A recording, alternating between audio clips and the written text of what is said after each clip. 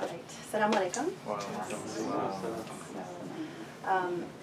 I love talking about some of the stories that, starting these things, to give people an idea about the human side of being Muslim. Because I'm always shocked to find out that there are so many people really who have never met Muslims. And I think that, it's very easy to have a conception of a scary persona, something that, you just don't really know what to think if you've never met a Muslim. And I think that it's really incumbent on everyone in every situation that you can, or every opportunity that you might have, to share your personal story and humanize what it means to be Muslim. Hopefully people will see that it's just a very, human experience. But we have to break that barrier, and we have to start telling our stories. And so I like taking this opportunity to talk about my story. For me, my passion is always about converts and conversion, but also about sort of the transformation in kind of choosing this journey to become Muslim. And hopefully that, can help people, understand what it means to be Muslim. So, I always say that what is the point of being, part of any faith or any religion, and definitely what is the point of being Muslim if it doesn't have a transformative effect in your life and make you a better human being. And so one of the most difficult transformations that I had to make after I became a Muslim was realizing that I was a racist and that I was raised as a racist. And this is a really difficult thing to admit to yourself. No one wants to say that they are a racist. No one wants to admit it, because it's like saying I'm a very ugly person inside. And I think it's really hard to do that. But especially here in America, and especially in California. But I think that, but I was raised a racist, and it comes from the messages that you get from your upbringing. So I don't know how, but somehow, my family is Taiwanese. They were immigrants, as I mentioned before, and I think by the time that I was aware that I was even Chinese, somehow, maybe through my mother's breast milk, I also became aware of what the Asian hierarchy of racism is. And I didn't know any people from any of these other Asian cultures, but through whatever I experienced, I understood that Taiwanese were at the top of that hierarchy, and then below that were probably mainland Chinese and Japanese. And then somewhere below that would come maybe people from Singapore and Malaysia and Indonesia, and at the very bottom of that hierarchy were people from, let's say, Vietnam and the Philippines, and Cantonese people. So I could definitely recite that without any evidence. And then if you look at sort of what your parental expectations are for who you marry, I think that is also very revealing. So by the same token, I told you before, I was raised to sort of look up to white culture, and so for me it was very clear from my, I needed, the best thing would be if I married a white person. And then if I can't marry a white person, then, I should marry maybe someone who's Chinese, and that down the road, after actually Chinese or Japanese, it kind of becomes a skin color. So it's like, you don't want to marry someone who's brown, and God forbid, someone who's black. And for me, of course, I'm an only child, so this was actually, also a very big influence for my psyche. And then if you layer on top of that skin color something like Muslim, oh my God, that's like the worst you could do. So thankfully, I made a very good choice in who I married. And, but of course, as you can imagine, that sent all kinds of shockwaves through my family, and it's part of my whole story of the struggle of conversion.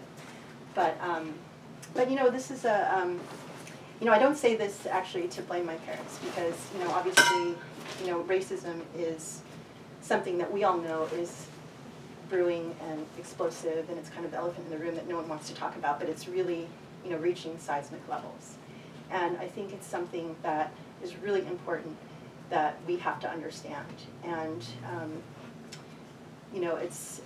it has to start with sort of an understanding of who you are and being very honest about, what your views are and what you inherited from your upbringing.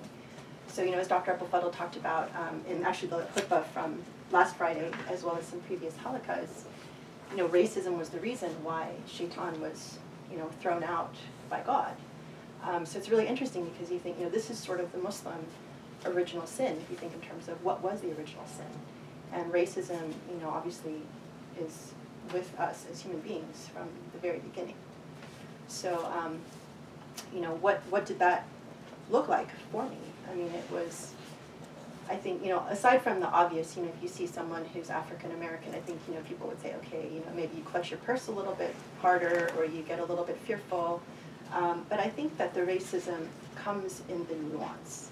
And part of understanding, how deeply you're affected is seeing, like, what are your reactions? So, it had gotten even to a point where it's like, okay, if I speak to someone who is African American or, Mexican or whatever, I would almost pat myself on the back and say, see, I'm not racist. I talk to people who are, not of the white race. But if you think about that, that's disgusting. If you start thinking about, okay, my patience level for interacting with white people is endless. I can be extremely patient and kind and whatever, but how is my patience level when I'm dealing with someone who's not white? And these are the sorts of things that, are really, really difficult to interrogate.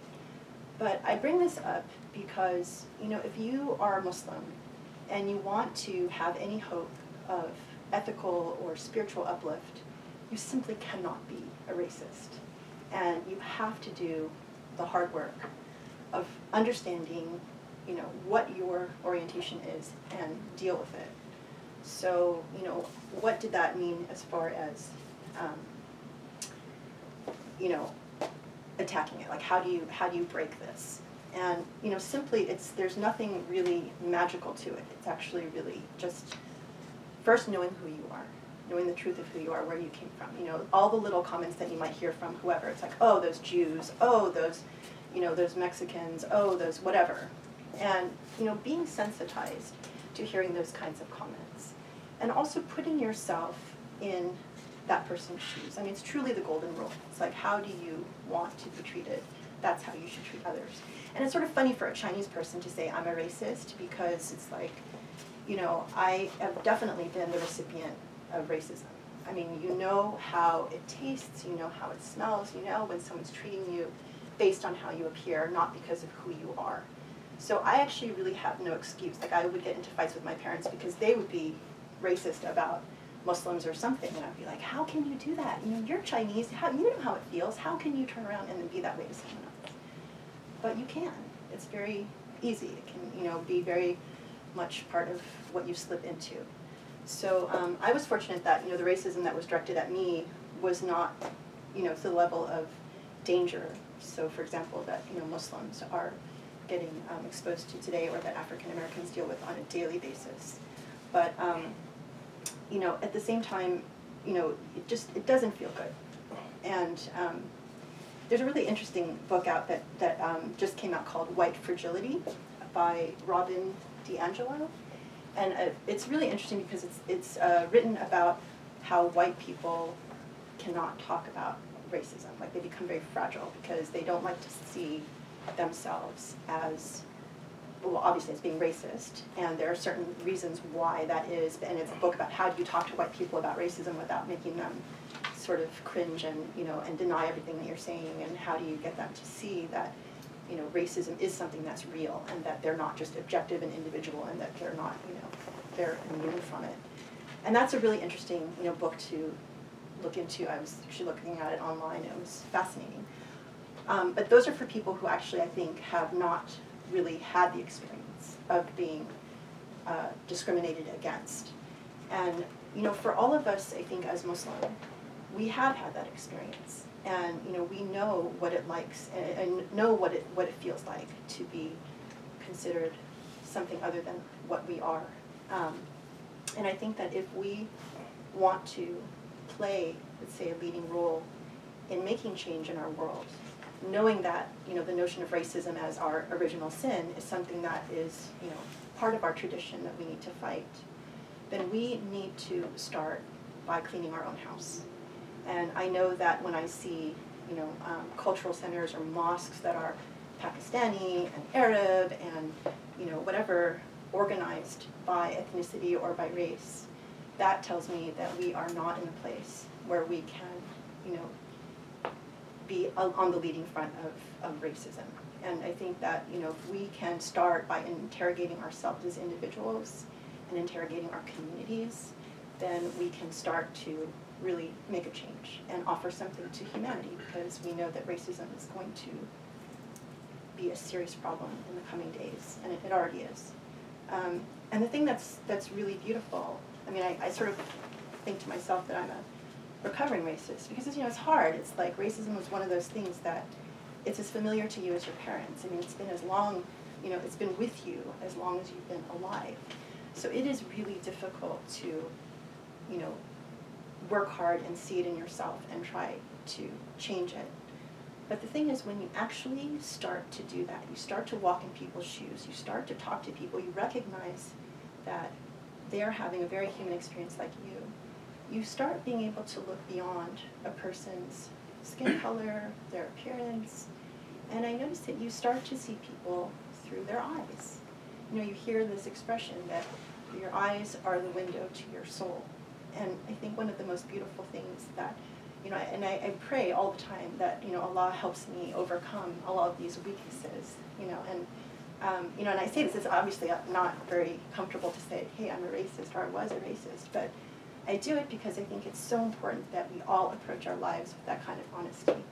And when you can start to see people from the light of their soul, through their eyes, through their behavior, through how they treat other people, it changes your life, and it makes your life richer and more beautiful. And, you know, so I think that it's exciting, and I just want to tell people you can overcome racism, but it takes a lot of hard work. And anyway, so that's my story for today. Thank you.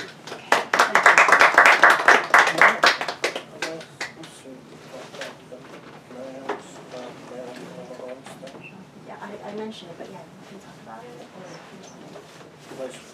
Should I?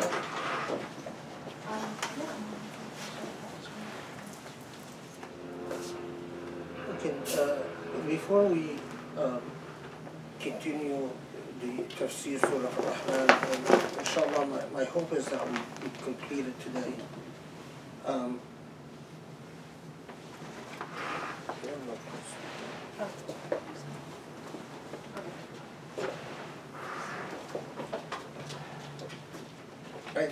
Grace announced that, inshallah, we will have an event where Maryam Ramadan, Tariq Ramadan's daughter,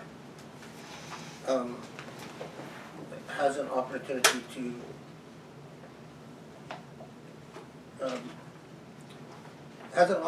to talk about the case involving her father. This is and some of you might know that I wrote an article about this. We'll see if Al Jazeera publishes one version of the article. But I want to take a minute and just talk about why I think this is an important issue.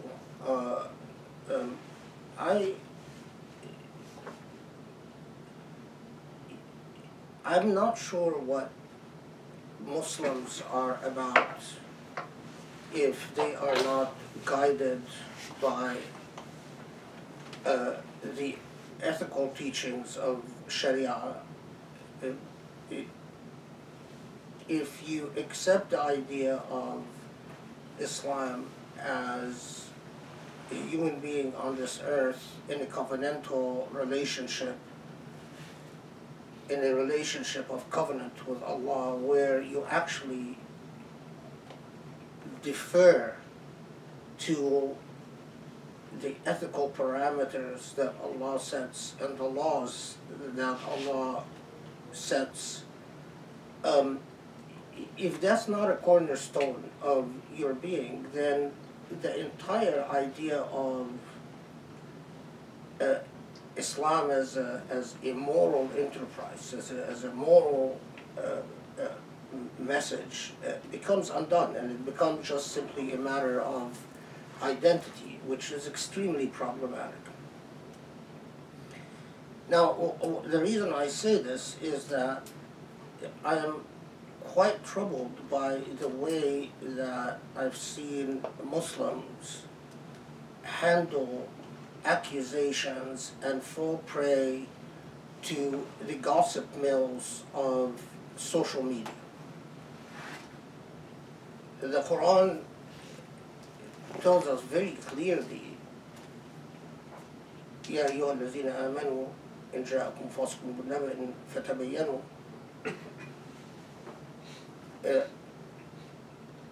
The instruction is that we have a duty to inquire, and here I'll pause 1 second. The verse says, إن جاءكم فاسق بنبأ. Now, fasiq here, if you hear slanderous news or you receive negative news about someone, fasiq here, most commentators said means someone that مجهول الهوية, that is could be a credible source or could be a source lacking credibility. Because in the ethical message of Islam, accusing someone of a moral crime is a moral crime in itself. So repeating an accusation in itself is a moral crime, and the moral crime of slander is a very serious one in Islam. Now, here when Tariq Ramadan is involved, أصل الأشياء البراءة وبراءة الذمة, that the presumption is always the innocence, and the burden of proof, البينة على من ادعى, is always, the burden of proof is upon the person who makes an accusation. When you have someone of the status of Tariq Ramadan, and by the way, I mean, let me be very clear, I'm not friends with Tariq Ramadan, so I'm not defending a friend, and my point is not to defend. My point is procedural. It's a matter of process, the ethics of the process. Someone who is a prominent scholar, who has written a great deal and done a great deal with the intention of serving Islam, and someone who has served Muslims, and especially Muslims in Europe and Muslims in the West quite widely. Now, the accusation of rape is a very serious accusation. But there is a place and a structure to prove that accusation. And the place and the structure is qada, in a judiciary, where testimony is heard, where there's an assessment of the credibility of witnesses, where evidence is scrutinized, and then a judgment made about innocence or guilt, which is all judgments in matters like this is evidentially based, meaning we do our best. But that process, in order to take place, must take place within the confines of within the sacredness of a judicial process. In other words, the accused stands and the accuser presents themselves, and the accuser presents the evidence that they have or whatever testimony they have. The accused gets an opportunity to defend themselves without the intervention of a mob mentality and mob gossip. And that's the problem that I have with the Tariq Ramadan case. That's one problem, is that every Muslim have jumped on the social media, either assessing guilt or innocence, without a tabayyun, without the duty to scrutinize anything. Now, So this is a matter of principle. When someone stands accused of a serious crime, and that's why I was silent about this for a very long time, and I didn't want to discuss it. Because when someone stands accused of a serious crime, you must exercise restraint and refrain from discussing the case and speculating upon guilt or innocence or whatnot until the matter is adjudicated within the hollow confines of a judiciary. The intervention of a mob, either on the side of the defendant or the side of the accuser, is always negative, and it is always corruptive of a judicial process. So that's one thing. The other thing, now when the accusers here have been all over the European media, Hinda Ayari especially has given tons of interviews. Now, most Muslims don't understand French and have not had the opportunity to perhaps listen to her interviews, but I have. And I have been troubled very much by the narratives she gives, because from the numerous interviews she's done and her book, there are inconsistencies that are systematic and persistent. If you had experience with dealing with people, I work in the human trafficking field and I've dealt with a lot of human trafficking victims, and if you've had the opportunity to work with trauma victims, all I can say is I am troubled by what I hear from this witness particularly, and that's the witness that has been most visible and most pronounced. There's another accuser who has posted numerous anti-Islamic jargon on the woman named Christelle, or given the name Christelle, a lot of very Islamophobic postings that she posted before the alleged date of the rape. And there are a lot of issues about her testimony as well. Now, so we have been thrust in a situation where the court or the French legal system has allowed the accusers a free rein in the media, allowed them to speak to the media in every context, to present their accusations in very public forums, while the same court locked up Tariq Ramadan, not just not allowed him to speak to the media, but not allowed him even access to his own court files, which are severely regulated to him and to his attorney, which is very odd. There are numerous very prominent French lawyers who've studied the case and signed onto statements protesting the very odd way that Tariq Ramadan is being dealt with, that amounts to a denial of due process.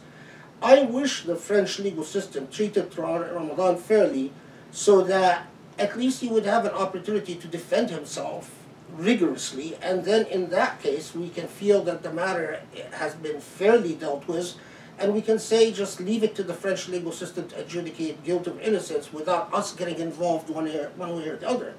But what troubles me is that that's not what happened. Tariq Ramadan has been dealt with through the same procedural categories that terrorist suspects are dealt with. Not just solitary confinement, but various restrictions on how often he can see his lawyers, how often he can meet his family, whether he can look at his record,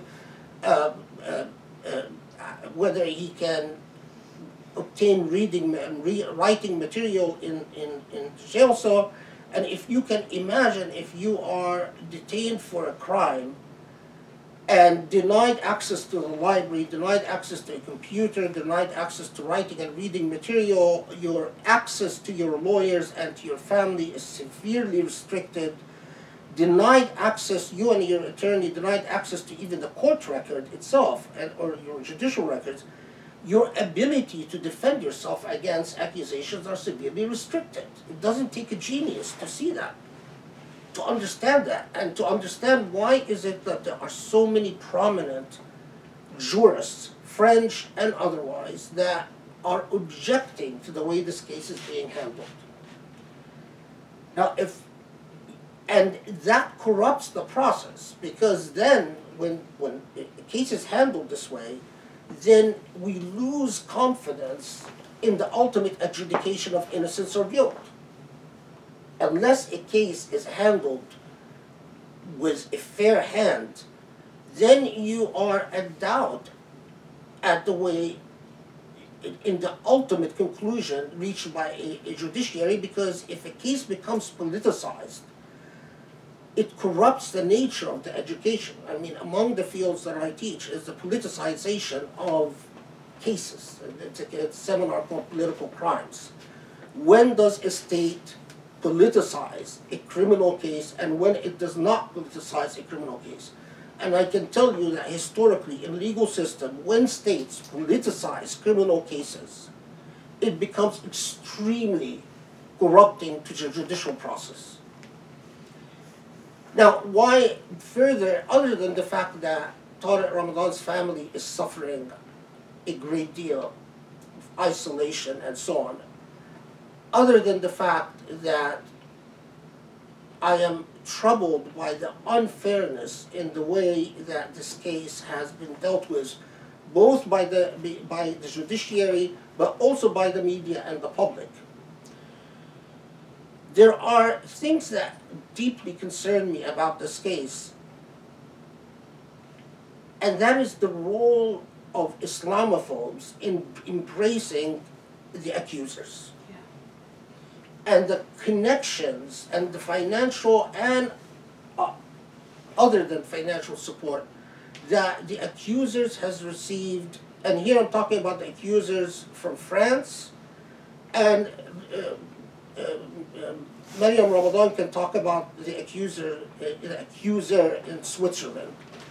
But the involvement of Islamophobes, and the way that I can draw a parallel to you, is that when I see a rape charge, I immediately want to give the potential victim, the accuser, every opportunity to prove her or his case, because this is a very serious charge. My natural sympathies, I have to admit, are with the accuser.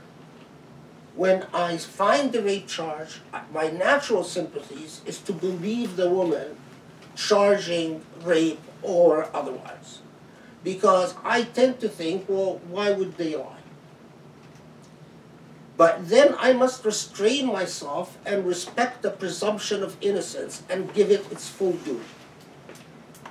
When Islamophobia gets involved, it's very much like when I find a rape accusation against a black man and I discover that the woman accusing the black man has extensive ties with the KKK or white supremacist groups. It troubles me because then I am not sure if my sympathies with the accusers is well placed. When I find, this by the way happened in the colonial era all the time, where white women would accuse a native, an Indian, or a Bangladeshi, or a Sri Lankan of rape, and you find the colonial state has taken, it deals with the case as if that native has offended the honor of the colonial state, and these cases, ignoring the colonial setting, ignoring the imbalance in power dynamics, is idiotic and indefensible. Likewise in the US, when you find an accusation by a woman tied into the network of white supremacy against a black man, or we had also similar accusations like that in the U.S. by white women against Native Americans, Indians. Here, the ties between the accusers and the Islamophobic, the entrenched Islamophobic network in France and the traditional political foes of Tariq Ramadan troubles me deeply. And it makes me say the court had an obligation to go out of its way to make sure that the judicial process is fair-handed. If I am a judge, I would say because of the political connotations and the political implications, and because there are political opponents involved, I will close down the courtroom, I will seal the record, I will put a gag order, and I will adjudicate this case on solely and uniquely an evidentiary basis. I will shut the politics out of the courtroom. But that's not what happened. The court continues to allow the French media to report on every hearing with open access, continues to allow the accused to appear at every media outlet and speak openly without any restrictions, and continues to lock up Tariq Ramadan. And what I also discovered is that in countries like England, you cannot talk at all about the accusers according to them, it's illegal. I actually tried to find what is the basis of that claim that it's illegal. I couldn't find it. I mean, several media outlets said, oh, well, we can't publish anything about the Hindayari or what she alleges or what she doesn't, unlike the French media, because that's against the law in England. I tried to find precedent for that, or to find the actual law that this is based on. I couldn't find it. Anyway, we cannot ignore, and this is why now that I've watched more than 30 different interviews, including Hindayari, by the way, was interviewed in Egypt, in Al-Ashira Masa. And, you know, so she's even reached there. And Robert Spencer is organizing a tour for her in the U.S. So after watching and numerous interventions by the accusers and supporters, it is only fair to try to balance out the power dynamics a bit by allowing someone to speak on behalf of Tariq Ramadan. And in this case, I can't, of course, you can't get the lawyer to speak, partly because if the lawyer speaks in an interview, it's expensive for the family, and they're out of money. And so the next best thing is, well, the best thing would have been Tariq Ramadan himself, but we can't do that because he's locked up and not allowed to speak to the media. So Maryam Ramadan is the next best thing.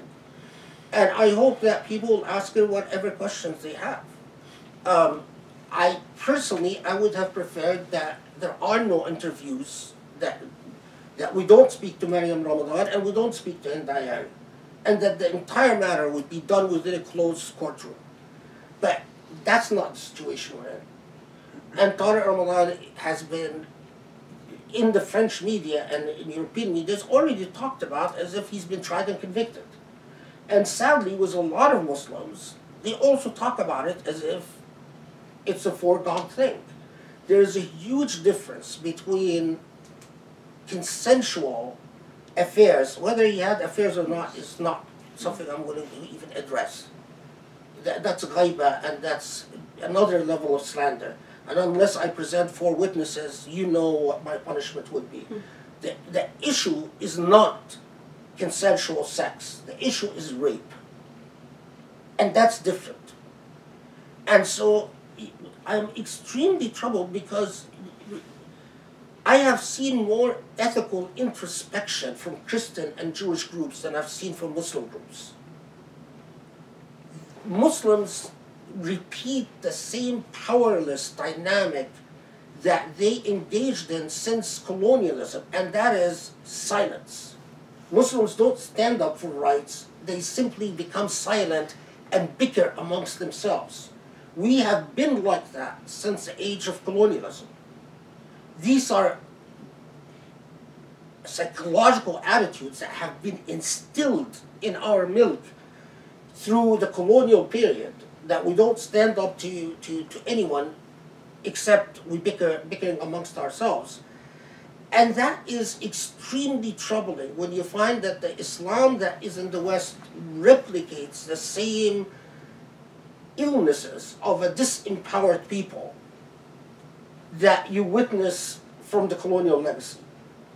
I could go on, because as you can see, I mean, this ties into so many cases like this. Test our mettle and test who we are as a people, and they test whether we are able to think through God's Sharia and to reason through what God's Sharia requires from us in order to sustain the mizan.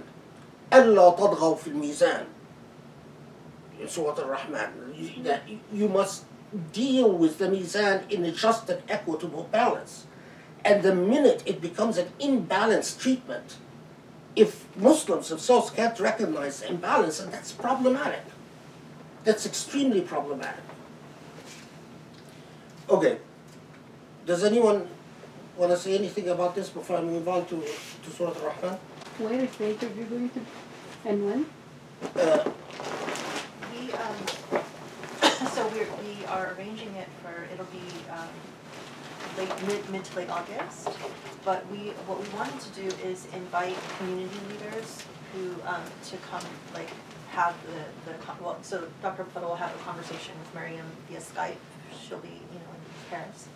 And we would invite, like, the leaders of the community to come and ask them questions, because we're hoping that this can sort of, engender some action on this part. But we'll still live stream it so people can watch it. So because we're in limited space, we want to have this space for people who, hopefully can do it in a larger space or somewhere else. We can talk about all of that, because we just pretty much, we're going to work through the details. Okay. And but I'll share more information as we have it. Okay. Do you think it's a good idea to put articles and stuff like that on Facebook about it? I had put some, when they said that the lady was lying, and I had very good reactions actually from French people. But are they effective or not, I have no idea. But maybe if we put more social media, no? I don't know. I mean, there's a lot of information that's out there, and and I don't know if you saw the article that Dr. Abou El Fadl wrote about this whole issue. So, I mean, I think it's fine to share. I think the issue is more about the process. The legal about the legal process. Because I mean, part of this is that as a result of this, everything that Tariq Ramadan has written is now being, by the people who are who believe that he's already guilty. Everything he's written has been sidetracked, and this will be a tragedy because he had quite an important intellectual product. And I mean, I would argue that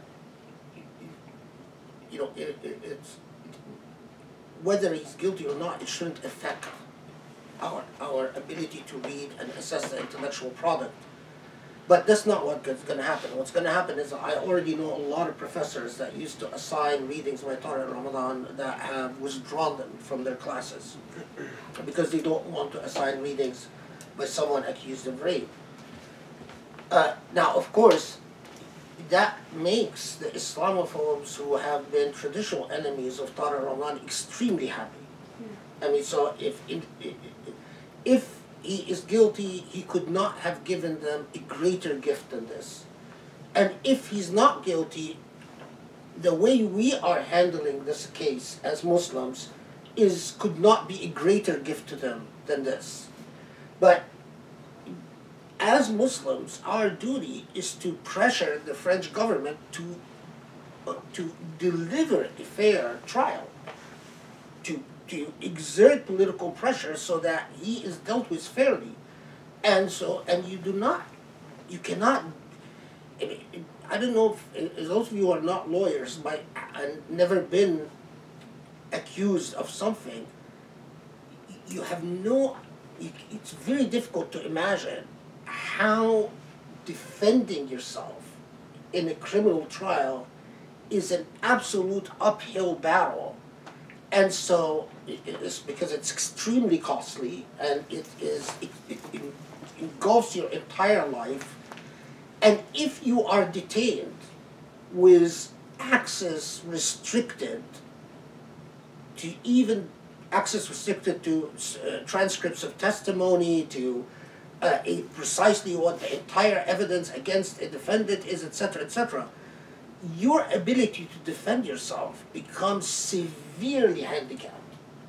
And so, I wish he would have been dealt with as the French legal system, by the way, has rather a sustained practice that you can verify yourself by looking at the dockets of numerous cases. The people normally that are not released before the trial are either repeat felons or quite often unlawful, undocumented aliens who have committed crimes. So there is a very ingrained racist practice, by the way, in pre-trial detentions in France. So the vast majority of those who are held in pre-trial detentions tend to be colored people, Africans and North Moroccans, and now at the same time, whites are regular, even with crimes, even serial rapists have been given a supervised release. People accused of raping as much as 8 women or 20 women and so on. Even if he was not released, at least give him complete access to the means and the instruments to defend himself. So there are a lot of troubling things, and I'll let Maryam Ramadan talk about them because she, of course, knows the details of the particulars of the case. But the fact that this is increasingly looking to me, and Allahu Alam, and may Allah forgive me if I'm wrong, like a political assassination by the French state, rather than a criminal adjudication, troubles me to the core. Because there were not 2 Tariq Ramadans in Europe. Not because of personality issues, but because of the role he played in the public arena as an intellectual. He could, we don't have any other Muslim figure who debated French philosophers on equal footing on issues like secularism and the relationship between religion and secularism, etc., etc. Every other, we simply don't have that intellectual caliber in Europe. I've actually searched. I mean, we don't. So it is a huge loss.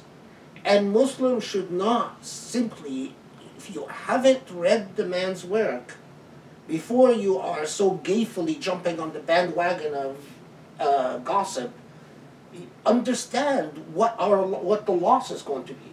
This is not a small hit. This is a huge strike because the man is going to go down with his intellectual product. And that intellectual product is valuable, whether you like the man or not, regardless. So I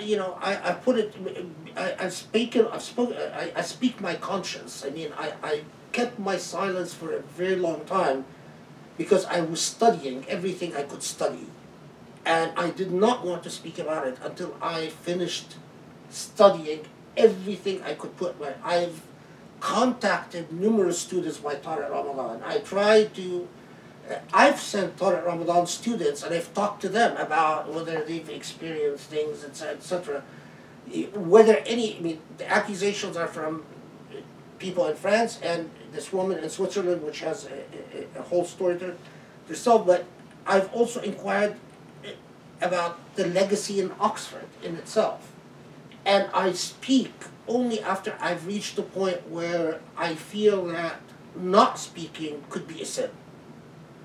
And I don't want to meet Allah with that.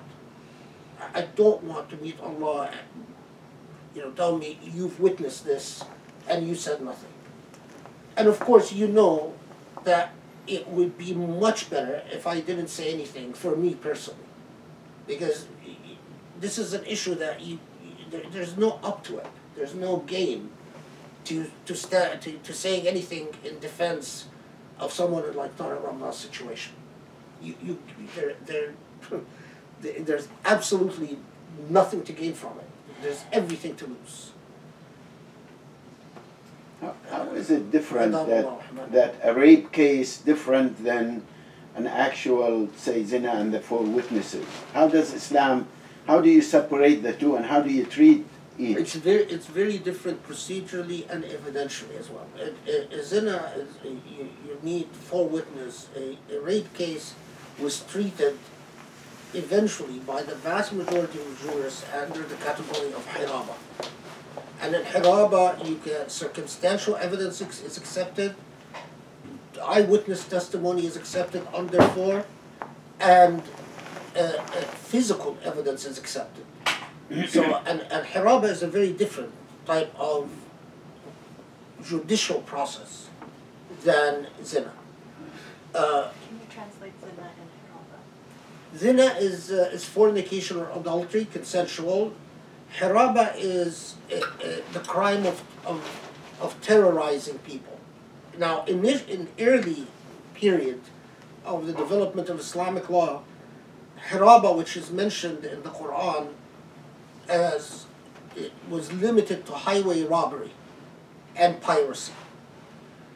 Then, eventually, it becomes extended in Islamic law to include not just highway robbers and pirates, but also rapists. Especially, so if you attack someone and sexually assault them in their home or in the road, in either case, it would be considered a crime of haraba. And so eventually, it became treated as an evidentiary and procedural matter entirely differently than zina. In the modern age, and sometimes in Islamic history, also political criminals became treated as muharibun. But let's leave that aside. I mean, I've written an entire book about this. It's called The Law of Rebellion in Islam. I talk about the law of hiraba in it for a lot. But because that's a big topic, but that's a nutshell of it. Hiraba is rape and is the crime of assault through or inducing subjugation of the victim through terror. It's terrorizing a victim, whether then you take their property or you hurt them or you rape them. And the evidentiary requirements become much looser.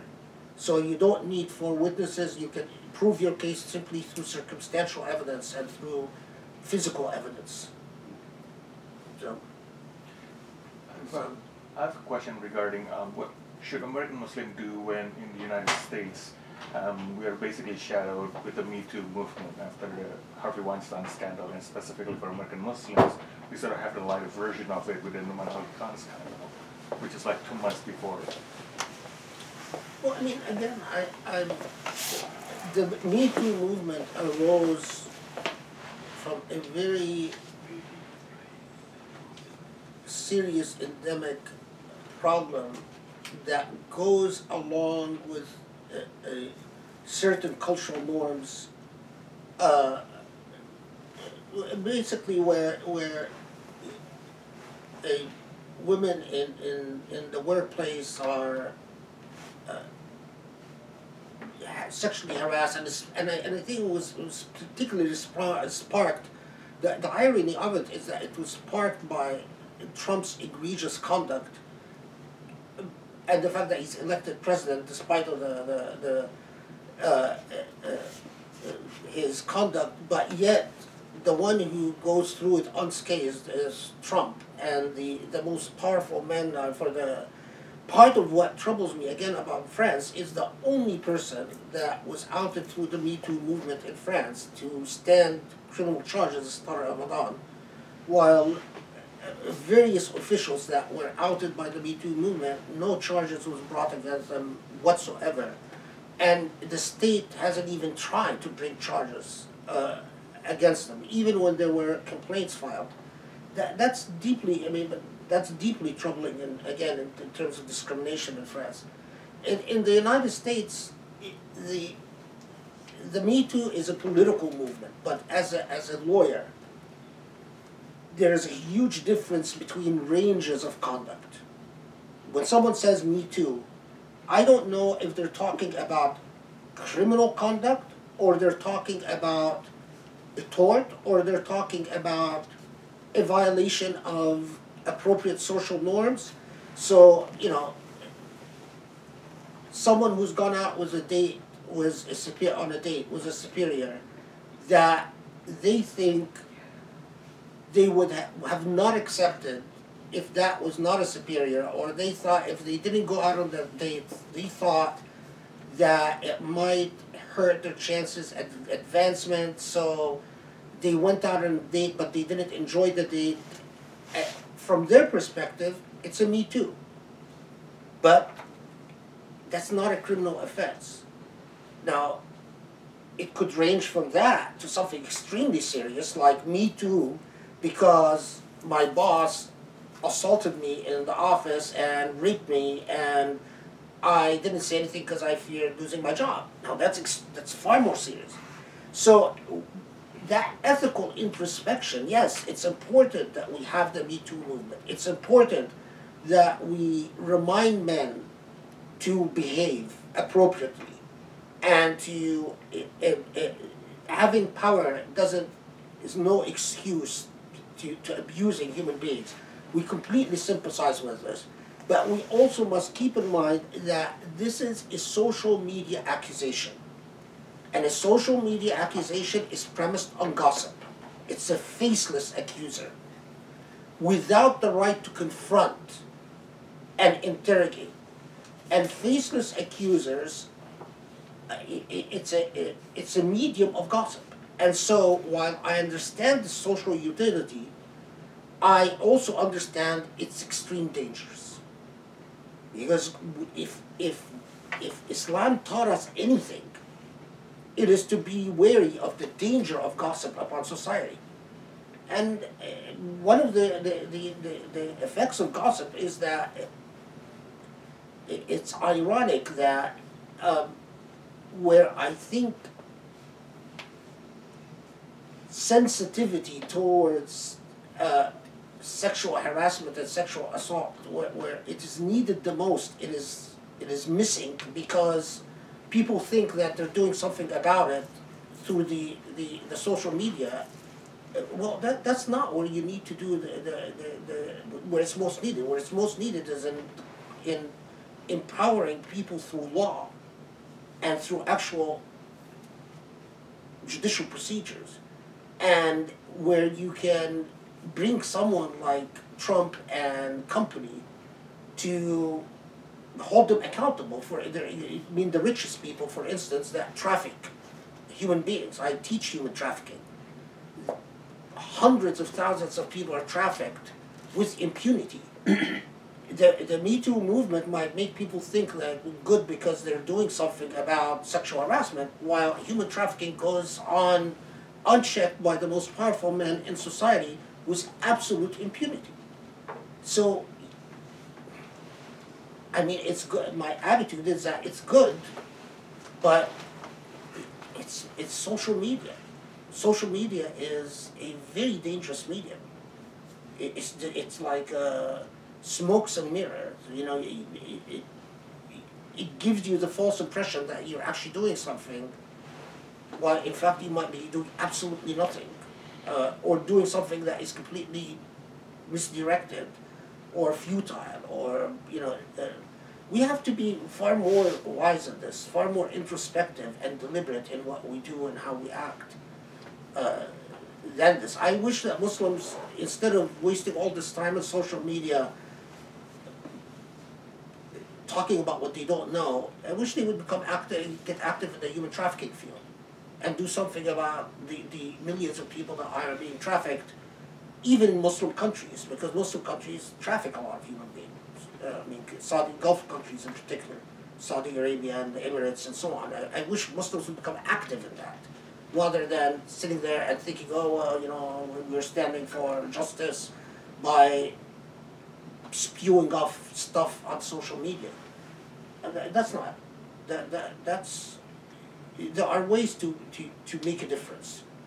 It's just sitting on your computer spewing stuff is not the way you make a difference. Okay, shall we do it? I want to move on to Surah al Rahman.